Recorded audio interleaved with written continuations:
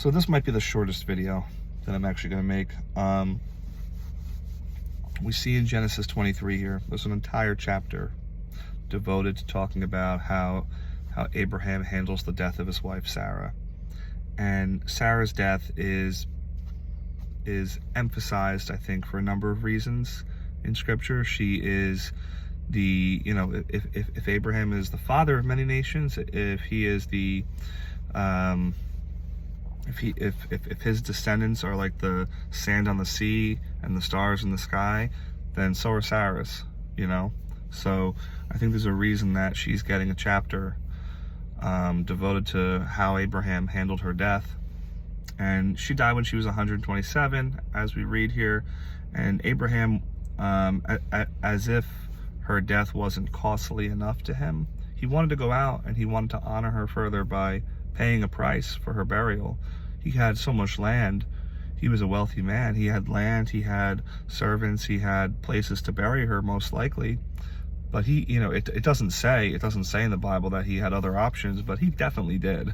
Like from what we've read about him before in Genesis, he had plenty of options, but he had a specific spot in mind that he wanted to bury her. And he kept saying out of his sight, because it just he didn't want to be reminded of the grief and the loss. He wanted to bury her in a place that he knew would honor her, and he wanted to pay a price for it too as well. He didn't want it to just be something that he already owned. He wanted to go out and pay for it. He wanted it to cost him something. So I think that is something that we can continue to pray about and wrestle with as to why he wanted it to cost him something. But I certainly feel that this chapter is just a way of showing how Abraham handled his loss, and just to kind of show the closeness and the special relationship that he had with Sarah. I mean, most of their life it was just them until their promised child Isaac was born. They went through a lot together. Infertility. They went through infertility for 90 years. 90 years of her life. She went through infertility, and then eventually they had Isaac, and she got to spend 37 years with her son Isaac before she passed. And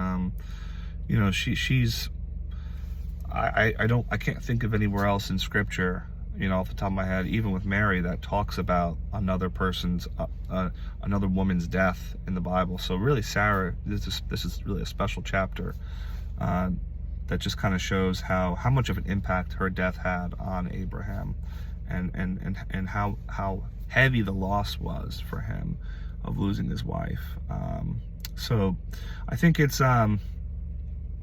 beautiful to see that he wanted it to cost him something, that he didn't want to just give her any plot of land that he owned already, whatever he already had in his possession, but he wanted to go out and get something nice for her. It's like when I think of gift giving around Christmas, when I want to give gifts to my wife, I don't want to just get her the same thing every year. I don't want to get her, the same type of ideas, a different piece of jewelry. I want to go out and, get something.